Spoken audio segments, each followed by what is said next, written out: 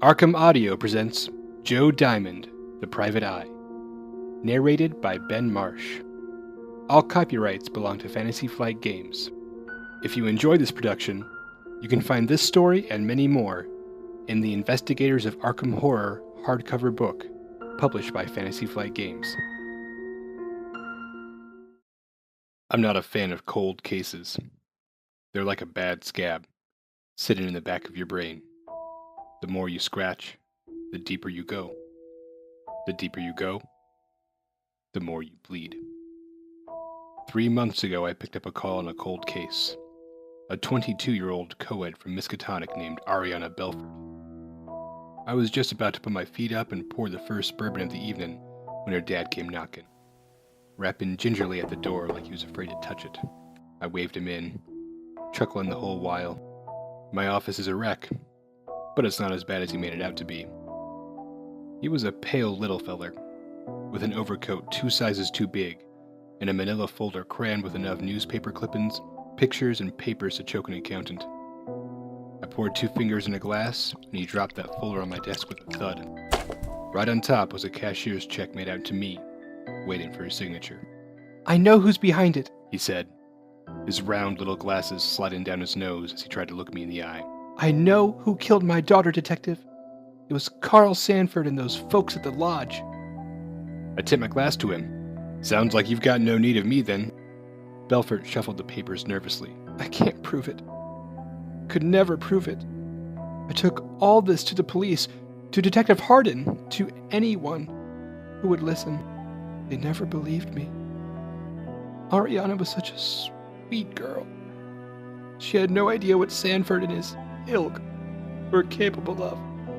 She was just..." And of course, he trailed off, bawling. A lot of that in these cold cases. Makes me like him even less. I started thumbing through that big sheaf of paper. Sitting right on top were the crime scene photos. There was Ariana Belfort, immolated in a mysterious room in the tunnels beneath French Hill. What struck me, though, was what she was on top of.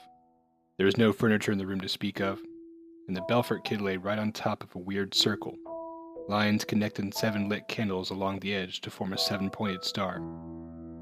Looking closer, it seemed there was writing within some of the lines. The photos weren't focused on it, though, so there was no way of telling what it might have said. In her hand was a silver key. That started the itching in my brain. I took the case, naturally. Never could leave a scab unpicked. Now, I've known about the Silver Twilight Lodge since I came to Arkham. There's no Masons in Arkham, no Moose Lodge or Elks Club. Only the Silver Twilight, but it has much the same purpose. Charity work for the old and funding drives for kids when they head back to school. A big holiday supper every year and a rummage sale on the lawn every summer, full of gewgaws and knickknacks. Never cared much for that junk, but it always seems to sell well enough, and the lodge always has a pretty decent pudding ready at the dinner. The Silver Twilight Lodge isn't typically open to non-members outside of those sorts of events, though. So I figured I'd start out with some basic legwork, see what I could learn about the student, stake out the lodge, pound the streets and grease some palms to see who knew what, and see if I couldn't get an eye-to-eye with Carl Sanford. What sat weirdest in my brain was the nature of the association. Belfort was dead sure that Ariana, a student in her 20s, was a member of the Silver Twilight Lodge, but that just didn't sit right. Most of the Silver Twilight members are fogies in their 60s with money to burn, or 40-year-old business owners who think that a special handshake might get them a 6-figure business deal. A college student, even a pretty one, would stand out like a sore thumb. I started over at Miskatonic U, probably looking like a drugstore cowboy, hanging around the door to Dorothy Upman Hall, the young women's dorm where Ariana had lived. I'd asked the house mother about Ariana, but she was a tight-lipped old bat, so I figured I'd have better luck asking some of the students. After a few hours, one of them finally cracked wise. Sophomore Laura claimed Ariana had kept on going about this new social club she'd been visiting, which apparently came complete with gifts from an unknown suitor.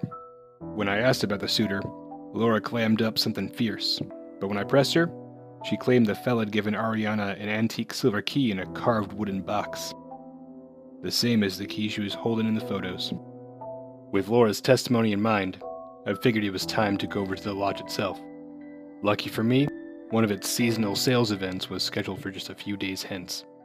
Good timing, that. From the street, the lodge looks like some old antebellum manor house. No, that ain't right. It looks more like a funeral home, with white siding and a big stained glass door in the front. Inside, the light from that window streams with colors that blend and pool on the wood floor. I remember that door hanging open when I first stepped in, during that damned rummage sale. Old ladies hawking authentic goods from the Middle and Far East. Naturally, whole sections of the lodge were locked off. Outside of the main hall and the like, there wasn't much open. But the armed guards? I wasn't expecting that one. These guys didn't look like your typical lodge members. First off, they weren't wrinkled old fogies or some new money dilettantes. We're talking old school blockheads, 6'2" at minimum, and with mugs even a mother wouldn't love. These palookas stood out like a sore thumb, but no one seemed to mind them. They stayed quiet and watched the doors, making sure no one tried slipping off into the lodge proper.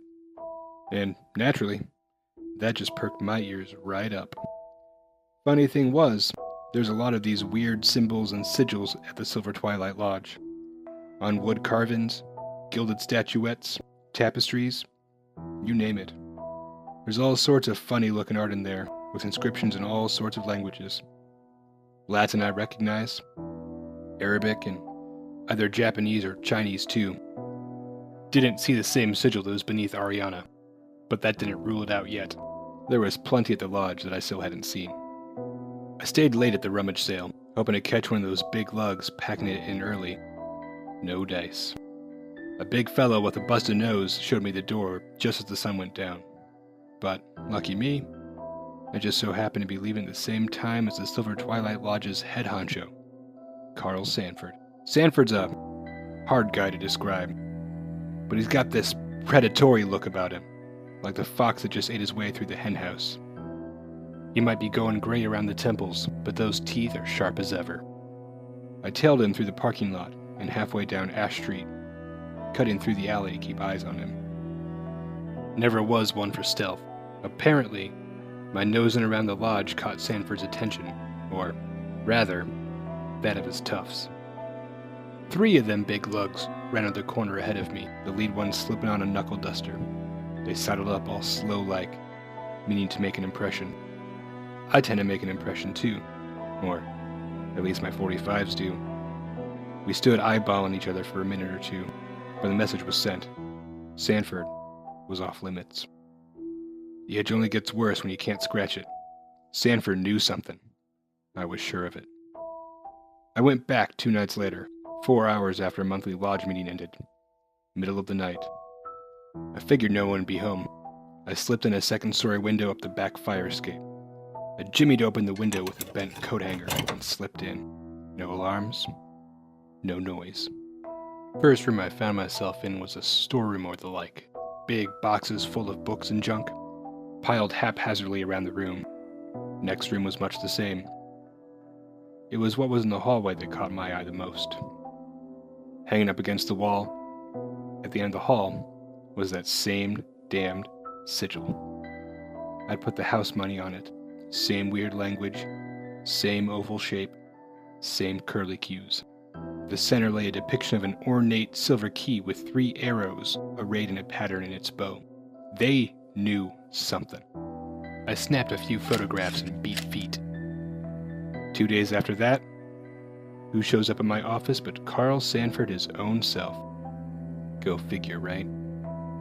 Sanford sidled up to my desk, grinning that fox grin, extending a handshake that was as slick as motor oil.